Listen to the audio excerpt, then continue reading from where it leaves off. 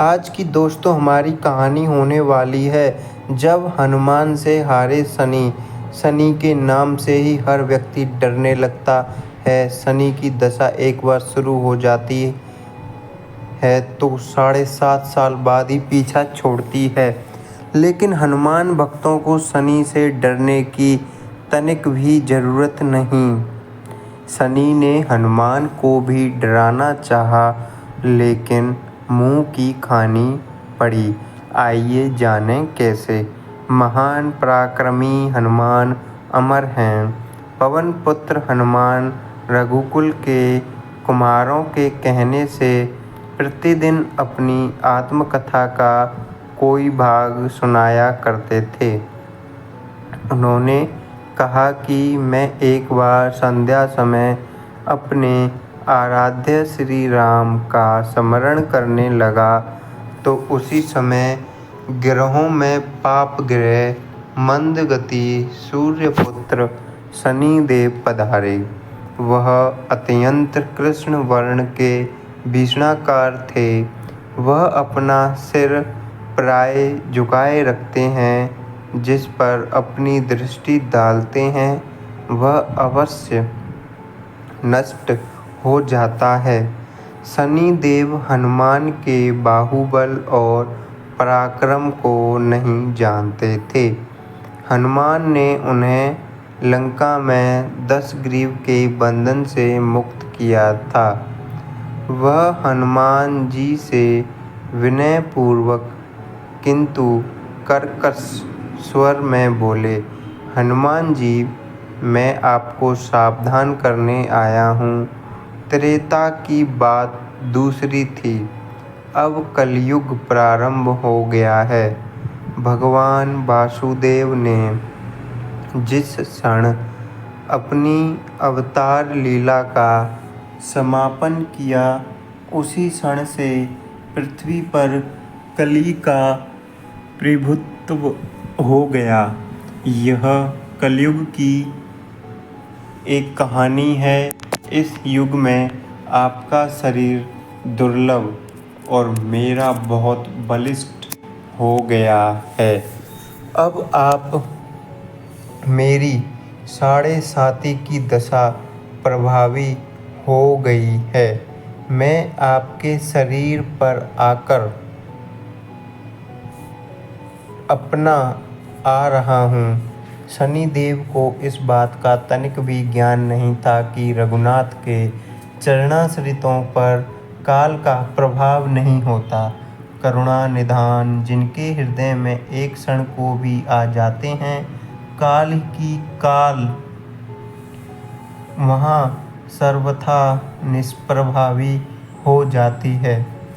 प्रारब्ध के विमान प्रभुत्वहीन हो जाते हैं। सर्वसमर्थ पर ब्रह्मा के सेवकों का निरंतर संचालन पोषण प्रभु ही करते हैं। उनके सेवकों की ओर दृष्टि उठाने का साहस कोई सुर असुर करे तो स्वयं अनिष्ट भाजन होता है। शनिदेव के अग्रज यमराज भी प्रभु के भक्त की ओर देखने का साहस नहीं कर पाते। हनुमान जी ने शनिदेव को समझाने का प्रयत्न किया, आप कहीं अन्यत्र जाएं। ग्रहों का प्रभाव पृथ्वी के मरणशील प्राणियों पर ही पड़ता है। मुझे अपने आराध्य का स्मरण करने दें। मेरे शरीर में श्री रघुनाथ जी के अतिरिक्त दूसरे किसी को स्थान नहीं मिल सकता। लेकिन शनिदेव को इससे संतोष नहीं मिला। वह बोले, मैं सृष्टिकर्ता के विधान से विवश हूँ। आप पृथ्वी पर रहते हैं, अतः आप मेरे प्रभुत्व क्षेत्र से बाहर नहीं हैं।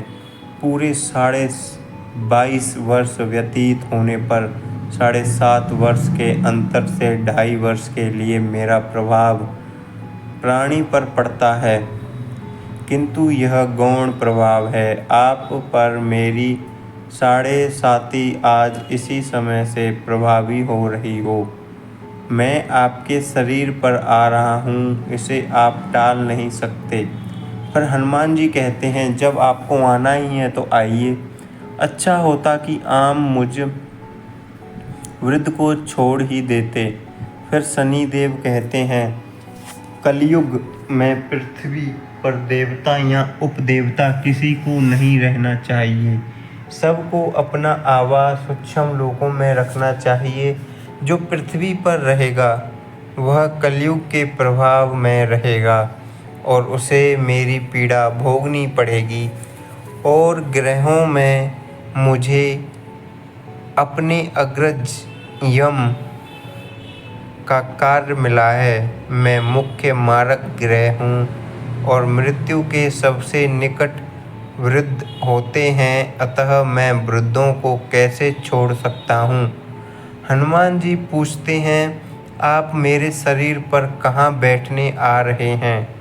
शनिदेव गर्व से कहते हैं प्राणी के सिर पर मैं 2.5 वर्ष प्राणी के सिर पर रहकर उसकी बुद्धि विचलित बनाए रखता हूँ। मध्य के 2.5 वर्ष उसके उदर में स्थित रहकर उसके शरीर को अस्वस्थ बनाता हूँ। वह अंतिम 2.5 वर्ष पैरों में रहकर उसे भटकाता हूँ। फिर शनिदेव हनुमान जी के मस्तक पर आ बैठे तो हनुमान जी के सिर पर खाज हुई। इसे मिटाने के लिए हनुमान जी ने बड़ा पर्वत उठाकर सिर पर रख लिया। शनिदेव चिल्लाते हैं यह क्या कर रहे हैं आप। फिर हनुमान जी कहते हैं जैसे आप सृष्टिकर्ता के विधान से विवश हैं, वैसे ही मैं भी अपने स्वभाव से विवश हूँ। मेरे मस्तक पर खाज मिटाने की यही उपचार पद्धति है और आप अपना कार्य करें और मैं अपना कार्य। ऐसा कहते ही हनुमान जी ने दूसरा पर्वत उठाकर सिर पर रख लिया। इस पर शनिदेव कहते हैं आप इन्हें उतारिए, मैं संधि करने को तैयार हूँ।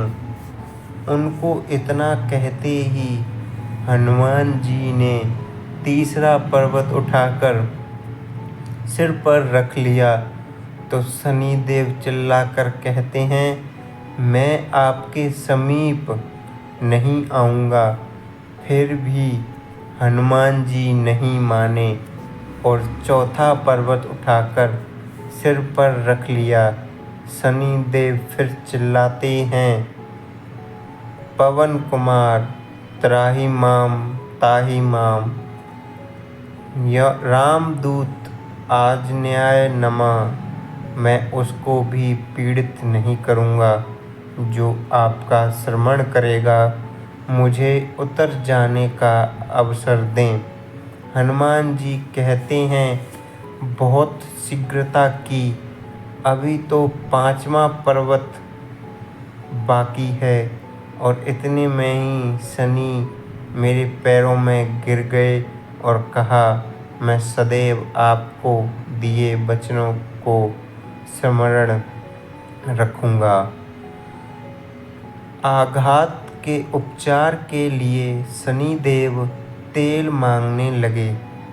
हनुमान जी तेल कहाँ देने वाले थे, वहीं शनिदेव आज भी तेल दान से तुष्ट होते हैं। दोस्तों यह थी हमारी कहानी जो कि शनिदेव को हराया था हनुमान जी ने। तो दोस्तों आपको यह कहानी कैसी लगी। हम बहुत मेहनत से आपके लिए कहानी ढूंढ कर लेकर आते हैं, फिर आपको सुनाते हैं। अगर आपको हमारी कहानी अच्छी लगी हो तो हमारे चैनल को सब्सक्राइब करें, वीडियो को लाइक करें और कमेंट में अवश्य बताएं कि आपको कहानी कैसी लगी। और कमेंट में यह भी ज़रूर बताना कि आपको नेक्स्ट कहानी कौन सी सुननी है। चैनल को सब्सक्राइब ज़रूर करना दोस्तों।